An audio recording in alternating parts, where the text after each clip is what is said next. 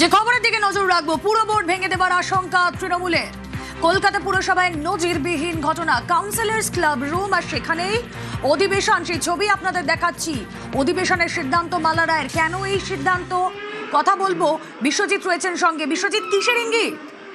দেখো, তৃণমূল কংগ্রেসের পুরবোর্ড রয়েছে এখনো 144টি কাউন্সিলর, 44 জন কাউন্সিলর রয়েছে। তার মধ্যে 138টি আসন তৃণমূলের দখলে ছিল, 2 জন মারা গেছেন। 136 জন এখনো কাউন্সিলর তৃণমূল কংগ্রেসের পক্ষে রয়েছেন। কিন্তু এই পুরবোর্ড থাকার পরেও, যে এই বোর্ড থাকার পরেও, সংখ্যাগরিষ্ঠ বোর্ড থাকার পরেও রাজ্য সরকারে ক্ষমতা বদলের পরই আশঙ্কা ক্রমশ বা জল্পনা ক্রমশ জোরালো হয় যে মেয়র পরিষদ বৈঠক গত সোমবারে স্থগিত করে দেওয়া হয়। আচমকাই মেয়র পরিষদ বৈঠক স্থগিত করে দেওয়ার পর জল্পনা বাড়তে শুরু করে এবং সেই জল্পনা কার্যত আশঙ্কায় প্রকাশ পায় যে বোর্ড কি ভেঙে দেওয়া হবে। কারণ মেয়র পরিষদ বৈঠকের পর কলকাতা পুরসভার অধিবেশন, সেই অধিবেশনও কার্যত আচমকাই স্থগিত করে দেওয়া হয় এবং সেই যে অধিবেশন, সেই অধিবেশন স্থগিত করেন পুর সচিব। যে ক্ষেত্রে চেয়ারপারসনের সঙ্গে আলোচনা না করে এই ধরনের বড় সিদ্ধান্ত নেওয়া যেতে পারে না বলেই তৃণমূল কংগ্রেস মনে করছে এবং মালা রায় তিনি স্পষ্ট জানিয়েছেন যে তাকে, অর্থাৎ চেয়ারপারসন হিসেবে, এই বোর্ডের চেয়ারপারসন হিসেবে যিনি মাসিক অধিবেশনে অধ্যক্ষের চেয়ার অলঙ্কৃত করেন, তাকে জানানো পর্যন্ত হয়নি যে আজ অধিবেশন স্থগিত রাখা হয়েছে। অনেক কাউন্সিলরও জানতে পারেননি এবং সেই কারণেই এই আশঙ্কা জোরালো হচ্ছে যে তাহলে কি তৃণমূল কংগ্রেসের এই পুরবোর্ড, সেই পুরবোর্ড ভেঙে দেওয়া হতে পারে। এই আশঙ্কা তৃণমূল কংগ্রেসের কাউন্সিলরদের মধ্যে যখন জোরালো হচ্ছে। যদি পুরবোর্ড ভেঙে দেওয়া হয়, যদি প্রশাসক বসানো হয়, তাহলে তো নির্দিষ্ট একটা আইন ফলো করতে হবে। ধরো কখন ভেঙে দেওয়া যেতে পারে? যখন বোর্ড সংখ্যাগরিষ্ঠতা হারাচ্ছে, যখন গুরুতর প্রশাসনিক ব্যর্থতা বা ব্যাপক দুর্নীতির অভিযোগ রয়েছে, বা আইন অনুযায়ী কাজ করতে ব্যর্থ হলে, এইগুলো তো থাকতে হবে। কি কারণে ভেঙে দেওয়ার এই সিদ্ধান্ত নেওয়া হতে পারে? একদম এই আশঙ্কা জোরালো হচ্ছে কারণ যে কোনো পরপর যে ঘটনাগুলো ঘটছে তাতেই এই আশঙ্কা তৃণমূল কংগ্রেসের কাউন্সিলর এবং নেতৃত্বের মধ্যে জোরালো হচ্ছে।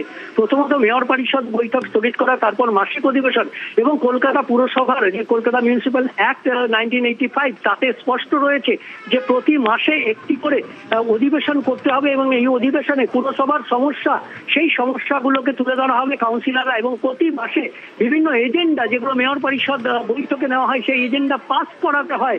এই যে বিভিন্ন জায়গায় বাড়ি ভাঙা থেকে শুরু করে বিভিন্ন ধরনের যে এজেন্ডা, সেই এজেন্ডাগুলো পাস করাতে হয় এই অধিবেশনে। কাজে অধিবেশন না হওয়া মানে পুরো পরিষেবা ব্যাহত হওয়া।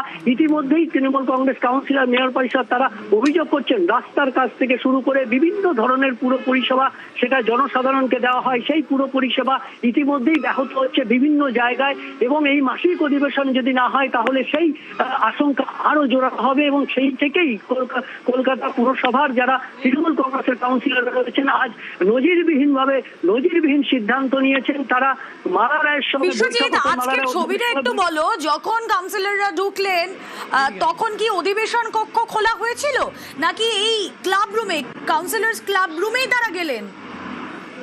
যে সময়ে এই অধিবেশন হওয়ার কথা তার আগেই সকলে একে একে এসছেন এবং অধ্যক্ষের কাছে, আমরা জানি যে অধিবেশন হলে প্রত্যেক কাউন্সিলর অধ্যক্ষের কাছে তাদের সই করেন, তাদের উপস্থিতির স্বাক্ষর দেন।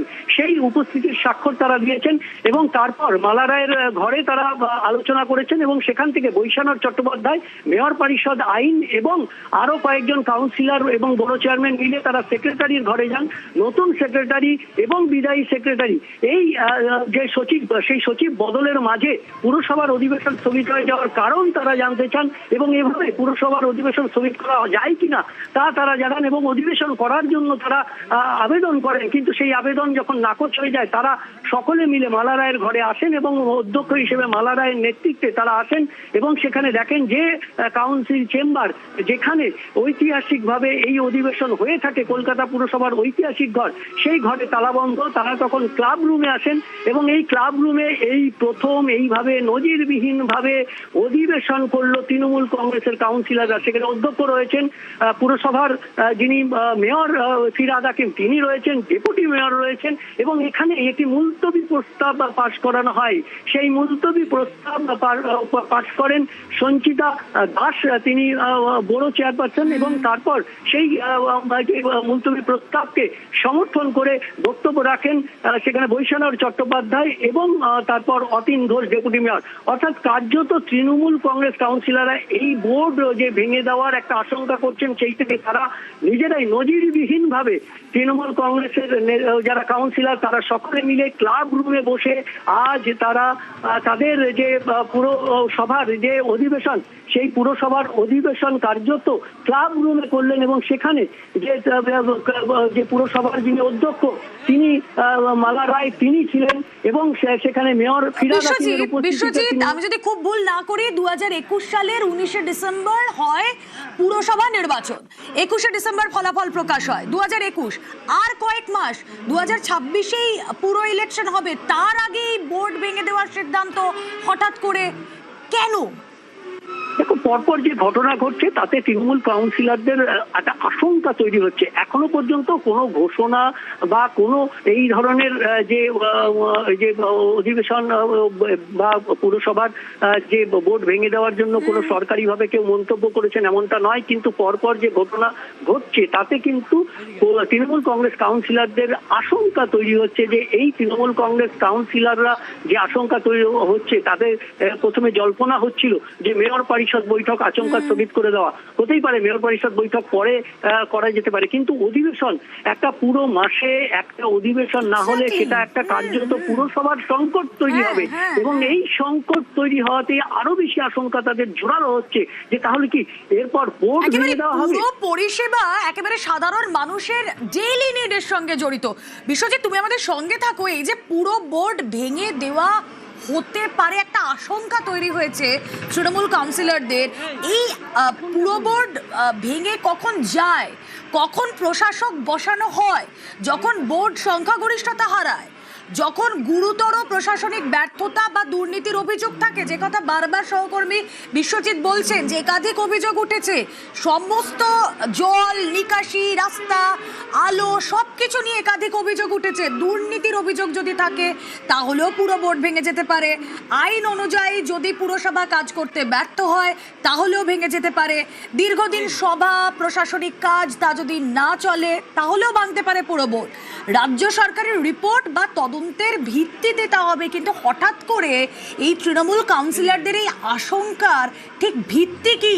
কলকাতা পুরসভার এই মাসিক অধিবেশন স্থগিত এবং আপনারা দেখছেন যে ছবি, কাউন্সিলর্স ক্লাব রুম, সেখানেই কথাবার্তা চলছে, অধিবেশনের সিদ্ধান্ত সেখানেই নিয়েছেন চেয়ারপারসন মালা রায়। না জানি অধিবেশন স্থগিতে কোথাও গিয়ে পুরো বোর্ড ভাঙার আশঙ্কা করা হচ্ছে। সহকর্মী বিশ্বজিতের কাছে যাব। বিশ্বজিৎ, আশঙ্কা তৈরি হয়েছে, হয়তো এই মুহূর্তে it is too early two comment, কিন্তু তবুও তোমার থেকে জানতে চাইবো, তুমি দীর্ঘদিন ধরে যেহেতু এই বিটের সাংবাদিকতা করছো, যদি পুরো বোর্ড ভেঙে যায় তাহলে কোন কোন পরিবর্তন আগামী দিনে আসতে পারে, কি কি দেখতে পারি আমরা?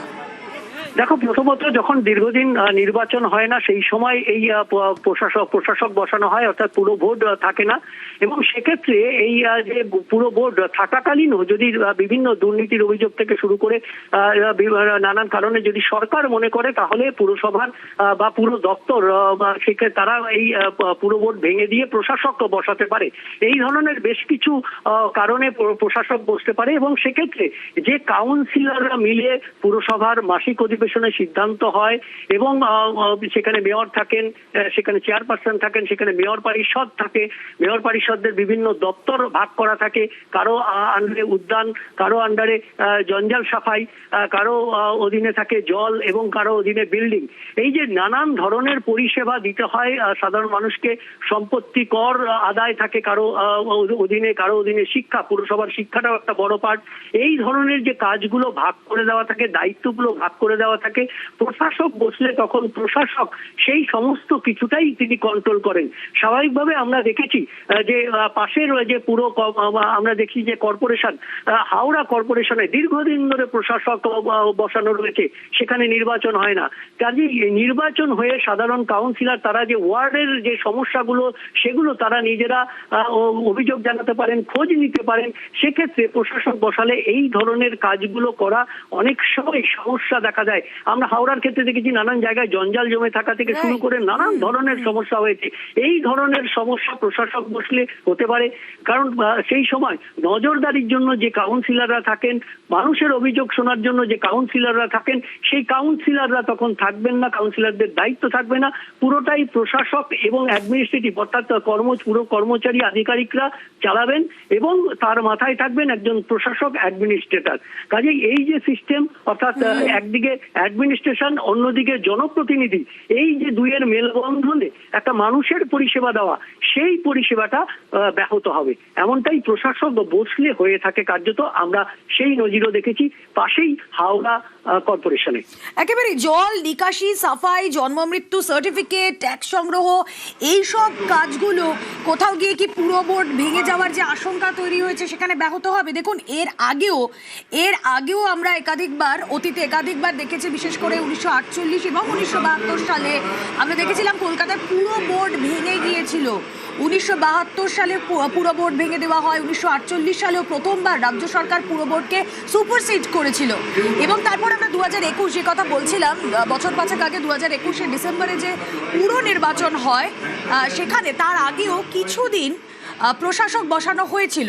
এই মুহূর্তে কাউন্সিলর্স ক্লাব রুম অধিবেশনের সিদ্ধান্ত সেখানে নিয়েছেন মালারায়। ফিরহাদ হাকিম কিছু বলছেন, শোনার চেষ্টা করি।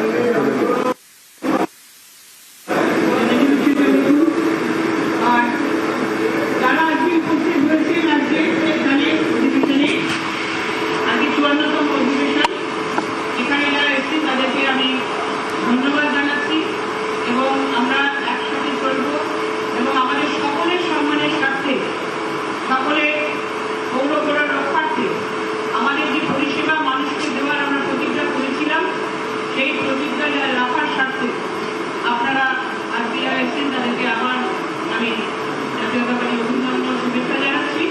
আমরা জাতীয় সঙ্গীতের পর